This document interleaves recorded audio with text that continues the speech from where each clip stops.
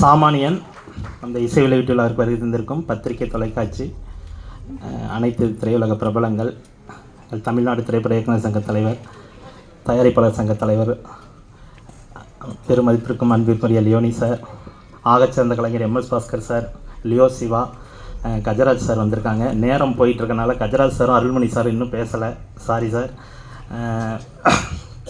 நான் விஷயத்துக்கு வந்துடுறேன்.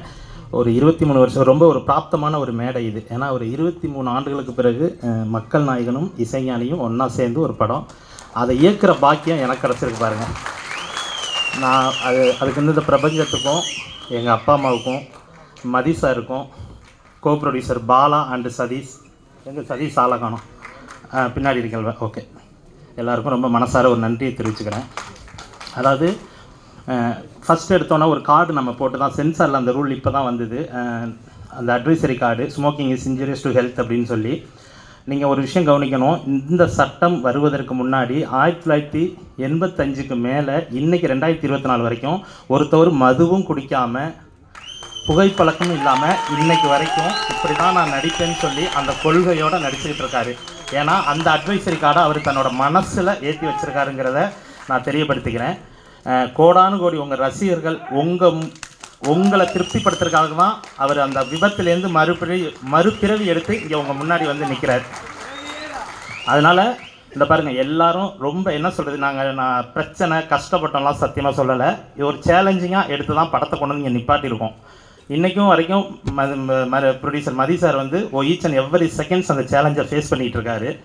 தயவு செஞ்சு இந்த படத்தை விட்டுறாதீங்க. கொண்டு போய் பட்டி தொட்டியெல்லாம் சேர்க்க வேண்டியது உங்கள் ஒவ்வொருத்தவங்களோட கடமை. எங்கள் மனசில் இருக்க பாரத்தை உங்கள் இதயத்தில் ஏற்றி வைக்கிறோம். தயவு செஞ்சு இறக்கி வச்சிடாதீங்க. இதை வெற்றி அடைய வைக்கணுங்கிறது ஒவ்வொருத்தவங்களோட இதுவும் எடுத்துக்கோங்க. அந்த ஒரு இதை நானும் என்ன சொல்கிறது, ஒரு ப்ராமிஸாக எடுத்து தான் நாங்கள் அந்த படத்தை பண்ணியிருக்கோம். அதை நீங்கள் செயல்படுத்தணும்னு சொல்லி நான் எல்லாம் இறைவன்கிட்ட வேண்டிக்கிறேன். ஓட வைங்கண்ணே சிறப்பாக இருக்கணும். மக்கள் நான் இங்கே பாருங்க, நீங்கள் அவர் நடிக்க ரொம்ப எனர்ஜெட்டிக்காக ஆகிட்டார் சார். படம் ஆரம்பிக்கும் போது இருந்த எனர்ஜியை விட இப்போ 100 டைம்ஸ் கூட இருக்கார். ஸோ என்னென்னா அந்த கேமரா ஓட அவர் ஹார்ட் பீட்லேருந்து எல்லாமே வந்து, நேற்று நைட்டு பிரிண்ட் செக் பண்ணும்போது பார்த்தீங்கன்னா, நாங்கள் பார்த்துட்டு 2 ஷாட் வந்து டிஏல கலர் அப்டேட் ஆகலை, அது கொஞ்சம் கரெக்ஷனாக அருள்கிட்ட போயிட்டு இருந்தது. அங்கே கூட்டி தள்ளிட்டு இருந்தாங்க அந்த அம்மா. இங்கே தான் இருக்காங்க, அவங்களாம் ஒரு உண்மையான சாமானியர்கள். ஒவ்வொன்றும் அழுகுறாங்க அந்த அம்மா அவர் பார்த்துட்டு. அப்போது ஏம்மா அப்படின்னா, இல்லைம்மா நல்ல மனுஷன், நல்ல படம் எடுத்திருக்கப்பா, அவரை வச்சு சூப்பராக இருக்குப்பா அப்படின்னாங்க.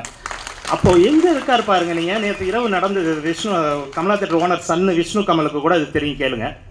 ஸோ வந்து அப்படி அவரை ஹார்ட்லி, அவர் உண்மையான சாமானிய மக்களோட வந்து பிரதிநிதிங்க அவர். அதனால தான் வந்து ஒரு சாமானியன் வந்து இந்த அளவுக்கு உங்ககிட்ட வந்திருக்காருன்னு சொன்னால் அதுக்கு ரீசன் அதுதான். ஸோ அதான் மக்கள் நாயகம் தான். அவர் போட்டிருக்க சட்டை வேணால் கலராக இருக்கலாம், சிவப்பு மஞ்சள்னு, ஆனால் என்றைக்கும் அவருடைய மனசு வெள்ளை தான். அதில் எந்த இதுவுமே கிடையாது. விசுவாசம் நன்றி அப்படின்னா அது ராமராஜன் சார் தான். சொன்ன வாக்கை காப்பாற்றணும், பாவம் பாவர் அப்படின்பாரு. சொல்லிட்டு ரொம்ப என்ன சொல்கிறது, அவ்வளோ ஒரு இன்னர் ஹார்ட்டில் இருக்கிற ஒரு மனிதர் அவர். ஸோ இந்த படம் சாமானியன் உங்களுக்கான படம். இதில் அவர் கூட சேர்ந்து பக்கப்பலமாக வந்து பார்த்தீங்கன்னா ஆகச்சிறந்த நடிகர்களான Radha Ravi sir, MS Bhaskar sir, Mayin Gopi அண்ணன், வரைய நாங்கள் காணோம், மயின் கோபி அண்ணன், போஸ் வெங்கட் சார், கஜராஜ் சார், மதிப்பிற்குரிய கேஎஸ் ரவிக்குமார் சார், சரவணன் சுப்பையா, குட்டிப்புள்ளி சரவணன் சக்தி, முல்லை, கோதண்டம், இங்கே 4-5 ஆர்டிஸ்ட்டை மேலே ஏற்ற முடியல. நம்ம குணானெல்லாம் ஒரு நல்ல ரோல் பண்ணியிருக்காரு. Gopi, GPR, mass Ravi, Siva, Jegan, so lot of artist, Arulmani sir அப்படின்னு சொல்லி ஒரு பெரிய கேஸ்ட் அண்ட் குரு இருக்குது. சுமிருதி வெங்கட் பண்ணியிருக்காங்க, அபர்னிதா, இவங்களாம் ஹீரோயினாக பண்ணிட்டு இருக்காங்க. எங்களுடைய நட்புக்காக இந்த படத்தில் ராமராஜன் சார் படம் அப்படிங்கிறதுனால கெஸ்ட் ரோல் வந்து பண்ணி கொடுத்துருக்குறாங்க. அதே மாதிரி நக்ஸா சரண், லியோ சிவாவெல்லாம் நீங்கள் நான் சொல்லணும்னா, ஒரு படம் முடிஞ்சால் டக்குன்னு கிளம்பிடுவாங்க. சில ஆர்டிஸ்ட்லாம் இருக்காங்க, தப்பான வச்சுக்க வேணாம், பேர் சொல்லலை, ஷூட்டிங்கே ஸ்ட்ரகிள் ஆகும் அவங்களால. அடுத்து பார்த்தீங்கன்னா அடுத்த ஷெட்யூல் சேர்த்து எடுத்துக்கலான்ட்டு. ஆனால் சிவா வந்து ஆனால் முடிஞ்சானா அப்படின்னா, இல்லைடா இன்னும் 4 விட பேக் பண்ணிட்டா அப்புறம் நெக்ஸ்ட் மந்த் தாண்டா அடுத்த ஷெட்யூல். ஆனால் ஏன் நான் இந்த 2 நாள் இதில் முடிச்சிட்டா எனக்கு இந்த கண்டினியூட்டி கரெக்டாக இருக்கும்ல, இருங்க நான் ப்ரொடியூசர்கிட்ட பேசுகிறேன்னு அவ்வளோ ஆர்வமாக இருப்பாங்க. இன்னைக்கு வரைக்கும் பார்த்தீங்கன்னா படத்தை ரிலீஸ் பண்ணுறதுக்கு மதி சார், பாலா, சதீஷ் கூட தன்னோட தோளில் தூக்கி வச்சுட்டு அவனும் அலைஞ்சிட்டு இருக்கான். சிவா ஒரு நிமிஷம் இந்திரி, அவனுக்கு ஒரு பலத்த கரகோஷம் கொடுங்க. அதே மாதிரி டெம்பிள் சிட்டி குமாரன் பார்த்தீங்கன்னா, மதுரை ஃபுல்லாக சித்திரை திருவிழா வருது, சுற்றி ஃப்ளக்ஸ் வைக்க போகிறேன். என்னோட ஒரு டெம்பிள் சிட்டிக்கு 2 ஃப்ளக்ஸ், 22 ஹோட்டலில் 44 ஃப்ளக்ஸ் வச்சு நான் இதை தெரியப்படுத்துகிறேன்னு சொல்லியிருக்காரு. எல்லாமே மக்கள் நாயின் மேலே வச்சுருக்கேன் அந்த அன்பு தான். அதற்கான வேலைகள் போயிட்டு இருக்குது. ஸோ சீரும் சிறப்புமா. அடுத்து நக்ஸா புது பொண்ணு தான். ஆனால் புது பொண்ணு அக்ஷா நீ என்னை பற்றி ஒன்றுமே சொல்லலை, பட் நான் சொல்கிறேன். பார்த்தீங்கன்னா புது பொண்ணு தான், ஆனால் அப்படி ஒரு டெடிகேஷன். நான் திட்டிடுவேன் டக்குன்னு. எனக்கு ஒன்மோர் வந்து ஒரு 2-3 டேக் போனால் நம்ம வந்து என்ன சொல்கிறது, நம்ம வந்து புலி துரத்தி ஓடிட்டு இருக்க மாதிரி இந்த டைம்குள்ளே இதை முடிக்கணும் அப்படின்னு சொல்லி எனக்கு. ஏன்னா ஆர்டிஸ்ட் காம்போ அவ்வளோ ப்ரெஷர் இருக்கிறனால, அது டைட்டாக போயிட்டு இருக்கிறனால ஒன்மோர் சில நேரங்களில் போகும்போது எனக்கு ரொம்ப கோவம் வரும். அப்போ அருளண்ணன் தான் அந்த பொண்ணை காம்ப்ரமைஸ் பண்ணுவார். அதனால் எடுத்தோன்னா அருளண்ணன் நல்லா இருக்காரா அப்படின்னு கேட்டு தான் என்னை பற்றி கேட்பான். எதுக்குன்னா டென்ஷன் ஆயிடுது அப்படின்னு சொல்லிட்டு. அப்புறம் அவங்க அம்மாட்ட சொல்லுவேன், என்ன மேடம் நீங்கள் சைக்கிள் கூட ஓட்ட கற்றுக் கொடுக்கல, இங்கே வந்து எல்லாம் கற்றுக்கிட்டு இருக்காங்க அப்படின்னு சொல்லி. ஸோ அப்புறம் எல்லாத்தையும் கற்றுக்கிட்டு ஒரு சொட்டு கண்ணீர் விட்டாலும் திரும்ப பக்கா பர்ஃபார்மராக சூப்பராக இப்போ மோல்டாகி வந்திருக்காங்க. நிறைய படங்கள் அதுக்கப்புறம் நடிச்சிட்டு இருக்காங்க மெயின் லீடாக. நக்ஷா மென்மேலும் நீ இன்னும் சீரும் சிறப்புமாக வரணும். கஜராஜ் சார் எனக்கு அவ்வளோ சப்போர்ட்டாக வந்து, சார் இந்த கேரக்டர் இப்படி பண்ணிக்கலாம் அப்படி பண்ணிக்கலாம், இதை நான் இப்படி பேசுகிறேன் அப்படி பேசுகிறேன்னுவாங்க. ஸோ வந்து இயக்குனர் கார்த்திக் சுப்ராஜோட அப்பான்னு உங்களை எல்லாருக்குமே தெரியும். ஸோ அவர் ஒரு நாள் கூட அந்த மாதிரி எந்த ஒரு இதையுமே அவர் தலையில் ஏற்றி வச்சுக்கிட்டதில்லை. படம் என்ன போகுது, டப்பிங் எப்போ முடியுது, ஏது என்ன ஏதுன்னு சொல்லி அவ்வளோ கிறிஸ்டல் கிளியராக அவ்வளோ பாசமாகவும் படத்தை பற்றி விசாரிச்சுக்கிட்டு சீக்கிரம் வந்துடும் சார் கவலைப்படாதீங்க அப்படின்னு சொல்லி எல்லாமே இது பண்ணிகிட்டே இருப்பாங்க. அதே மாதிரி அருள்மணி எங்களுக்காக ஒரு சின்ன கெஸ்ட் ரோல் பண்ணுறவன். அந்த கெஸ்ட் ரோலை வந்து நீங்கள் மக்கள் நான் என் மனசை பார்த்துக்குங்க. அந்த கெஸ்ட் ரோலை மதி சார் பண்ண வேண்டியது இல்லைங்க. ஒரு ப்ரொடியூசருங்கிறது செத்து போகக்கூடாதுங்க, நல்லா வாழணும், அதுக்கு வேறு ஆர்டிஸ்ட்டை போடுங்க, மதி சார் பண்ணக்கூடாது அப்படின்னாரு மக்கள் நாயகன். ஏன்னா அவர் மனசு த்ரோட்டாக கொடுங்க, ஒரு படம் நல்லா ஃபுல்லாக கொடுங்க, அவர் நல்லா இருக்கிற மாதிரி கொடுங்க, இறந்து போகிற மாதிரி அவரே போட்டாலும் நான் ஒத்துக்க மாட்டேன், அவர் மனசுங்க. அதை மதி சார் புரிஞ்சிச்சு. பாருங்கள் சார் ஒரு ப்ரொடியூசரை எப்படி நேசிக்கிறார் பாருங்க அப்படின்னோடனே அதையும் அக்செப்ட் பண்ணிக்கிட்டு அந்த கேரக்டரில் அருள்மணி சார் பண்ணாங்க. ஸோ அவருக்கு ஒரு வாழ்த்துக்கள். அப்புறம் ஷூட்டிங் மதுரையில் நடந்துகிட்டு இருக்கும்போது லியோனி சார் வந்தாங்க. வந்து ஷூட்டிங்கை பார்த்துட்டு புள்ள என்ன பண்ணுறான்னு பார்க்கலான்னு. திடீர்னு பார்த்தா திடீர்னு ஒரே பரபரப்பு. இந்த பக்கம் கன் ஷூட் எடுத்துகிட்டு இருக்கேன், பின்னாடி ஓடுறானுங்க எல்லாம். என்னன்னு பார்த்தா லியோனி சார் வராங்க அப்படின்னு சொல்லிட்டு ரிசீவ் பண்ண கூப்பிட்டு வந்தாங்க. நல்ல தம்பி எப்படிப்பா நடிக்கிறான் பையன் அப்படின்னாங்க. சார் வாங்க சார் நல்லா இருக்கீங்களா. அவன் நடிக்காமல் பண்ணிகிட்டு இருக்கான் சார், அதனால நல்லா இருக்குது, நீங்கள் போய் அவன்கிட்ட நடிப்பை பற்றி பேச வேண்டாம் அப்படின்னு. ஏன்னா சிவாவை நான் பார்த்த ஃபஸ்ட்டு டே ஒன்னே சொல்லிட்டேன், சிவா நீ சிம்பிளாக பண்ணியிருக்கடா, இதே மாதிரி கண்டினியூ பண்ணி, இதுதான் மூடு, இந்த மூடுலேயே போனால் தான். ஏன்னா அவன் கேரக்டரைசேஷனோட கிளைமாக்ஸ் அந்த மாதிரி, அதனால் எங்கேயுமே நீ எகிரக்கூடாது, அந்த மீட்டர் லெவல்லே இருக்கணும்னு சொன்னேன். அதை கரெக்டாக சஸ்டெயின் பண்ணியிருக்கான். அதே மாதிரி super good Subramaniam sir, Shyam மறந்துட்டேன், சிந்து மேடம், வினோதினி மேடம் சொல்லுவாங்க, சார் இவ்வளோ தூரம் ஷாக் கொடுக்குவா இன்னும் கொஞ்சம் அதிகமாக கொடுப்பா, எதுக்கு மேடம் அப்படின்னா, இல்லை சார் இது வந்து இல்லைங்க, உங்கள் புருஷனை கண் பாயிண்ட் வச்சிருக்கும்போது இவ்வளோ கொடுங்க, உங்கள் மகளுக்கு இவ்வளோ கொடுங்க அப்படின்னோடனே அந்த கண்ணீர் இருக்குல்ல, அழுவ போகிறாங்கன்னு பார்த்தா கிளிஸ்டரினோட லெவல் மாறும். சரி சார் இது கொஞ்சம் அதிகமாக வச்சுக்கிறேன் அப்படின்ட்டு. ஸோ வந்து அந்த மாதிரி இது ஆகச்சிறந்த கலைஞர் MS பாஸ்கர் சாரை பற்றி நான் கண்டிப்பாக பேசணும். பார்த்தா தம்பி இப்போ நான் இந்த தொட்டி இருக்குல்லடா, ஆமாம் இந்த தொட்டிக்குள்ளே நான் தொட்டிக்கு மேலே சிவாவும் நக்ஷா உட்காந்துருக்க ஷாட்டு பின்னாடி இருந்து பார்க்குற மாதிரி எனக்கு கம்போஸ் பண்ணாலே பிடிக்கல. அது என்னென்னா ஒரு மாதிரி கிளிஷேவாக இருக்குது அந்த ஷாட்டு. டக்குன்னு ஏன் உனக்கு பிடிக்கல, என்ன பிரச்சனை? இல்லை சார் வேறு மாதிரி பார்க்கணும் அப்படின்னு. அது ஒரு 20 அடி தண்ணி உள்ள தொட்டி, அதுக்குள்ளே நான் முங்கிக்கிறேன். சரி இவங்க மேலே பேசும்போது நான் வெளியில் வந்து பார்க்குறேன் அப்படின்னாரு. சார் மூச்சு அதெல்லாம் நீ பார்த்துக்க, நான் உள்ளே கவுண்டிங் பண்ணிக்கிறேன்டா அப்படின்ட்டு. அவ்வளோ பெரிய தண்ணிக்குள்ளே என்ன வயசு முங்கியே இருக்காருங்க, மூச்சை பிடிச்சிக்கிட்டு. அவர் ஒரு கிளாப் பண்ணுங்க, எனக்கு பார்க்கும்போதே ஒரு மாதிரி ஆகிப்போச்சு. திடீர்னு வெளியில் வந்து இப்படி பார்த்துட்டு இது பண்ணார். அவன் சிவா பயந்துட்டான், நக்ஷாவும் சிவாவும். என்னன்னு கேட்டால் என்ன ஒரு டெடிக்கேட்டடான ஆர்டிஸ்ட் பாருங்கள். அதே மாதிரி Radha Ravi sir, KS Ravikumar sir எல்லாருமே சொல்கிறாங்க. KS ரவிக்குமார் சாரை பற்றி ஒரே ஒரு முக்கியமான விஷயம் என்னன்னு பார்த்தீங்கன்னா, தம்பி நாளைக்கு புயலும் மழையும் வருது, சீக்கிரம் முடிச்சிடறேன் மேடம், சாரி, புயலும் மழையும் வருது, என்னடா பண்ண போகிறேன் அப்படின்பாரு. இல்லை சார் அது வந்துச்சுன்னா டென்ட் கொட்டாயிலே க்ரௌடு 500 பேருக்கு மேலே வச்சுருக்க, மழைகளை வந்தால் வேஸ்ட் ஆகிட போகிறா ப்ரொடக்ஷன். இல்லை சார் நான் பார்த்து எடுத்துருவேன், மழையெல்லாம் வராது. சரிடா அப்படின்ட்டு. அதாவது சீக்கிரம் மாதிரி என்ன பாருங்கள், அவர் ஆர்டிஸ்ட் இந்த படத்தில், ஆனால் ஒரு எக்ஸ்ட்ரானரி ஒரு கமர்ஷியல் என்டர்டெயின் டைரக்டர். அவருக்குள்ளே தானாடா விட்டாலும் தன் தசையாடுங்கிற மாதிரி ப்ரொடக்ஷனை பற்றியே ஃபீல் பண்ணிகிட்டு இருப்பாருங்க. அதுதான் KS ரவிக்குமார் சார். சீக்கிரம் முடின்னு சொல்லி எனக்கு ஒரு பெரிய, நான் ஆல்ரெடி வேகமாக தான் போயிட்டுருப்பேன். அதில் KS ரவிக்குமார் சார் வச்செல்லாம் ஹேண்டில் பண்ணும்போது அவர்கிட்ட இருந்து நிறைய விஷயங்களை நாங்கள் எல்லாருமே கற்றுக்கிட்டோம். அதுதான் இந்த படத்தோட இது. அவர் மக்கள் நாயகனை நேசிக்கிற அந்த விதம், இதெல்லாத்தையுமே தான் நான் அவர்கிட்ட பார்த்து தெரிஞ்சுக்கிட்டது. அதே மாதிரி ராதா ரவி சார், கோயம்பேடில் மலை ஷூட்டு போயிட்டுருக்கு, டோன்னு மலை, எல்லாம் ஆம்னி பஸ்ஸுக்குள்ளே ஓடி ஒளிஞ்சிட்டாங்க. கடவுளே எப்படியாவது நிற்கணும் அப்படின்னு நான் பாட்டு வேண்டிகிட்டு இருக்கேன். பின்னாடி தோளில் கையை வச்சுட்டு ஏண்டா அப்படின்ட்டு ஒரு வார்த்தையை சொல்லிட்டு, சாரி அவர் எப்படி பேசுவான்னு தெரியும், அப்போ மழை உடலைன்னா கடவுள் இல்லையாடா அப்படின்னாரு. இல்லை சார் நான் என்னடா இவங்க வானிலை அறிக்கை பார்க்குறதில்ல, கோயம்பேட்டில் மழைன்னு கூகுளில் போட்டிருக்கான், எதுவுமே தெரியாமல் வந்து ஷூட்டிங்கை நடத்துறது, கேட்டால் கடவுளை கும்பிட்றது அப்படின்னு திட்டிகிட்டு இருந்தாங்க. 20 நிமிஷத்தில் மழை நிற்கும், நீங்கள் கம்முன்னு விடுங்க சார், நான் உங்களை ஷார்ட்டு கூப்பிட்றேன்னு. கரெக்டாக 20 நிமிஷத்தில் மழை நின்றுச்சு. சார் ஷார்ட் ரெடி, இந்த கிளைமேட்லேயே நம்ம போயிடலாம், பாசிங் ஷாட்டு தான் காரில் நல்லாயிருக்கும் அப்படின்னு. போகும்போது திட்டிகிட்டே போகிறாரு, என்னடா இவங்க மந்திரவாதி மாதிரி மழை நிற்கிங்கிறாங்க, இந்த மழையும் நிற்கிது. என்னடா வானிலை அறிக்கை சொல்கிறாங்க, அவங்க சொல்கிற ஒன்று கூட நடக்க மாட்டேதுலான்னு யாரையாவது திட்டிட்டு போயிட்டு இருக்கோம். சில நேரம் ஆகச்சிறந்த நடிகர் அவர், பெர்ஃபார்மரு சிங்கிள் டேக் தான் அதெல்லாம். பட் ராதாரவி சார் இருக்கும்போது அந்த செட்டு ஒரு சைலன்ஸ் இருக்கும், sir sir sir sir sir அப்படின்னு சொல்லிட்டு.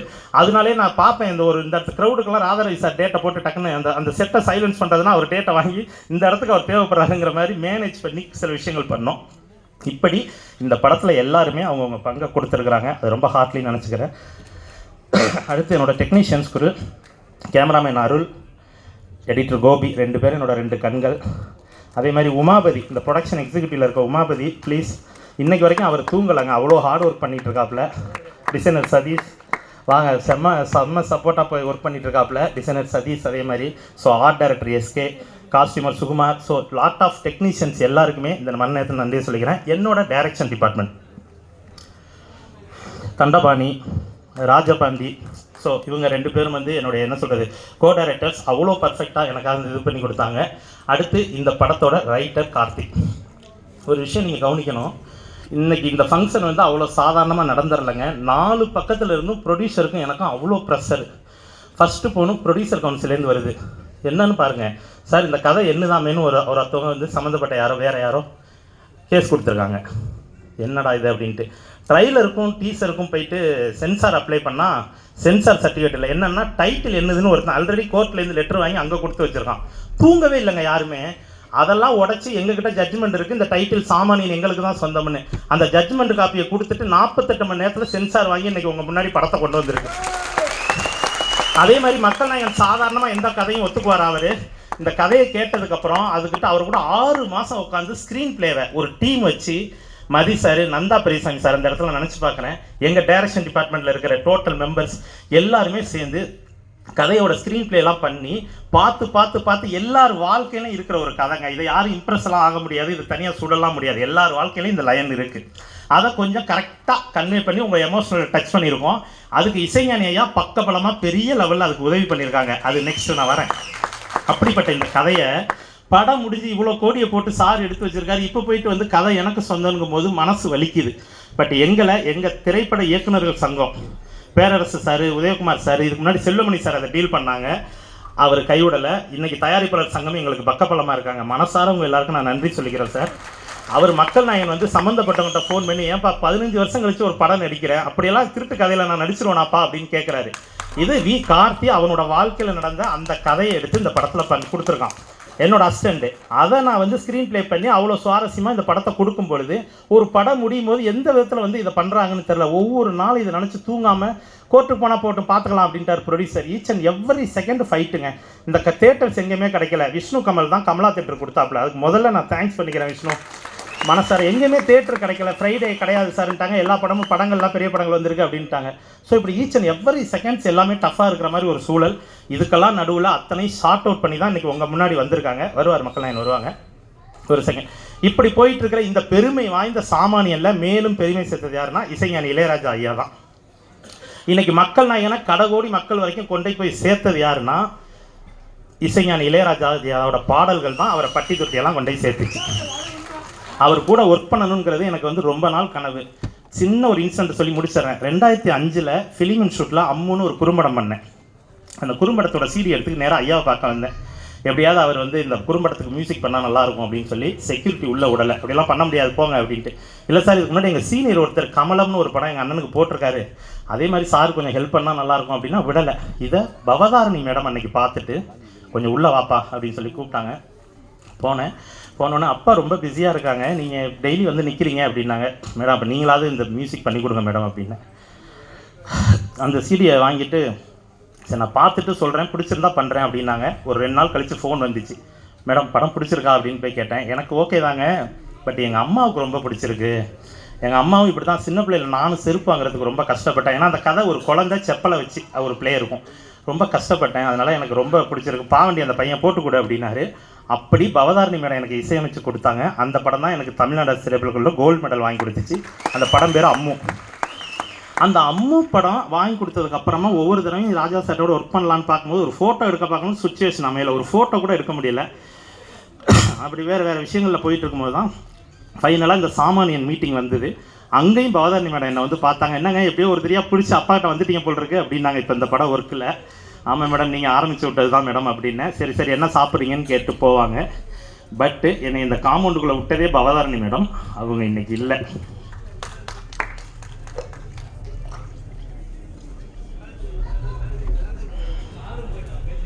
இதை நான் கம்போசிங்கில் இசைஞானி ஐயா கிட்ட சொன்னேன், உங்களை பார்க்க வந்தேன், ஐயா மியூசிக் பண்ணலை, மேடம் தான் எனக்கு எல்லாம் பண்ணி கொடுத்தாங்கன்னு. ஒரு சின்ன ஸ்மைலோடு அவர் கம்போசிங் உட்காந்துட்டார். அப்போ அவர் பார்த்தீங்கன்னா ஃபஸ்ட்டு எழுதின வரி ஒளி வீசும் எதிர்காலம் வாழ்வின் வைபோகம் இன்று தொடங்குதுன்னு எங்கள் யூனிட்டுக்கே சேர்த்து எழுதின மாதிரி தான் எழுதினார். எழுதிட்டு கம்போஸ் பண்ண பாட்டு தான் இது. ஸோ இது பார்த்தீங்கன்னா அப்படி இசைஞானி ஐயாவோட வேலை பார்க்க இருந்தோம். படத்தை பார்த்துட்டு ஒன்றே ஒன்று சொன்னாருங்க. எதுக்கு திட்டினார் தெரியுமா? படம்லாம் நல்லா இருக்குப்பா, சூப்பர், நானும் ராமராஜனும் சேர்ந்தா பாட்டு தானேயா இருக்கும், படத்தில் எங்கேயா பாட்டுன்னு கேட்டார். ஏன்னா சாங் இல்லை படத்தில். அப்போது ஒரே ஒரு மாண்டேஜ் மட்டும்தான். அது ராஜா சாரோட வேற ஒரு பாட்டை போட்டு ஷூட் பண்ணிட்டு வந்துட்டேன். இல்லை சார் அது சுச்சுவேஷன் இல்லைன்னு. சுச்சுவேஷன் இல்லையா, உன் படத்தில் 2 பாட்டு இருக்குது, நல்லா பாரியா அப்படின்னாரு. சத்தியமாக தெரிலங்க எங்கே இருந்துச்சுன்னு. அப்புறம் சொல்லும்போது இந்த இடத்துல ஒரு சாங் வை, அதை அவரே எழுதி இசையமைத்து பாடி ராமராஜன் சாருக்கு லிப்பில் எடுக்கணும்னு என்கிட்ட கண்டிஷனாக சொன்னாங்க.